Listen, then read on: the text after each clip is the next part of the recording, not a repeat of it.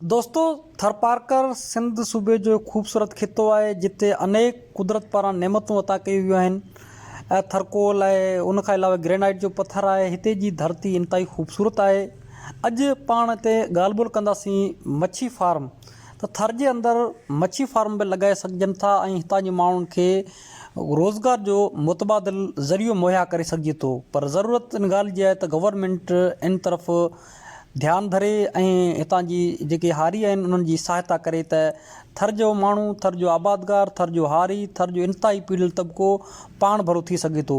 हीअ डायली तालुके जे ॻोठ बगल जा मंज़र तव्हां ॾिसी रहिया आहियो। हिते दुआ फाउंडेशन समाजी तंज़ीम आहे, उन पारां हिते मच्छी जो फार्म लॻाए ॾिनो वियो। अॼु खां साल अॻु में हिते 50 फुट ते जेका आहे सो उन्हनि तलाउ ठाहियो। तलाउ जे अंदरि मच्छियुनि जो ॿिज उछलायो वियो, जंहिंजो तइदादु हिननि ॿुधायो त 300 खां 400 असां मच्छियुनि जो जेके नंढियूं मच्छियूं हुयूं उहे असां उछलायूं। हिन वक़्तु ताईं हज़ारनि जे तइदाद में हिते मच्छियूं जेके आहिनि उहे तयारु थी वियूं आहिनि। मच्छियुनि जी जेका वाध वेच आहे उहे हिननि ॿुधाई आहे त खारे पाणी जे अंदरि हिननि खे बहितरीनु माहौल फ़राहम थियो। उनजे करे वाध वेच इंतहाई घणी थी आहे। हिते किले खां 2 किले जी जेका मच्छी आहे हिन वक़्तु तयारु थी चुकी आहे ऐं हिते बाक़ाइदे उहो पाण वापराइनि पिया, हिन वक़्तु हिते इस्तेमालु पिया कनि पिया।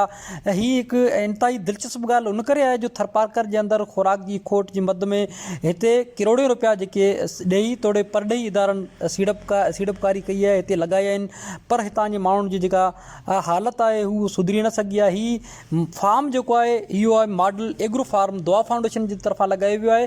इन में न सिर्फ़ु मच्छी जो हिकिड़ो तलाउ आहे, उन सां गॾोगॾु हिते ॿियनि जेके फ्रूट आहिनि उन्हनि जा वण बि लॻाया विया आहिनि, जंहिंमें हिते ज़ैतून आहे, अंगूर आहे, अंब समेत, खजी जा वण समेत मुख़्तलिफ़ क़िस्मनि जा जेके मेवनि जा वण आहिनि उहे पिणु लॻाया विया आहिनि। उन्हनि जी वाध वेच बि मुतमिन कंदड़ आहे। हितां जे जेके ॻोठाणा आहिनि, जेको हारी आहे नवाज़ समे जो, हुन मजबूरी तौर ते इहो ई चयो आहे त जेकॾहिं सिंध हुकूमत चाहे अहिड़ा क़िस्म जा प्रोजेक्ट डिज़ाइन करे त थर जो हारी पाण भरो थी सघे थो, हुनखे रोज़गार जो मुतबादिल ज़रियो मिली सघे थो। ऐं थर जे अंदरि जेको ॾुखनि ॾोलाउनि ऐं जेको ॾुकार जो जेको ॾोलाउ आहे उहो हमेशह लाइ थरनि तां लही सघे थो ऐं थर में खुराक जी जेका खोट आहे सा पिणु पूरी थी सघे थी।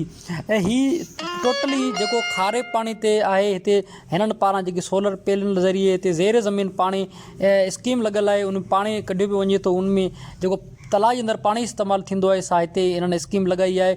उन तलाउ अंदरि उहो पाणी स्कीम जो वञे थो ऐं बाक़ाइदे ज़ेर ज़मीन जो पाणी खारो पाणी आहे जेको पीअण लाइक़ु न आहे। उनजे बावजूदि इहो मच्छी फार्म जे लाइ इंतहाई फ़ाइदेमंद आहे। हिते क़ामयाबु तजुर्बो हिननि कयो आहे ऐं हीउ बाक़ाइदे हिकिड़ो हैरत अंगीज़ आहे जो थरपारकर जे ॾूरांए इलाइक़े अंदरि हिकु इंतहाई बहितरीनु कमु थियो आहे। सिंध सरकार खे घुरिजे त अहिड़े क़िस्म जा प्रोजेक्ट वधीक लॻाए।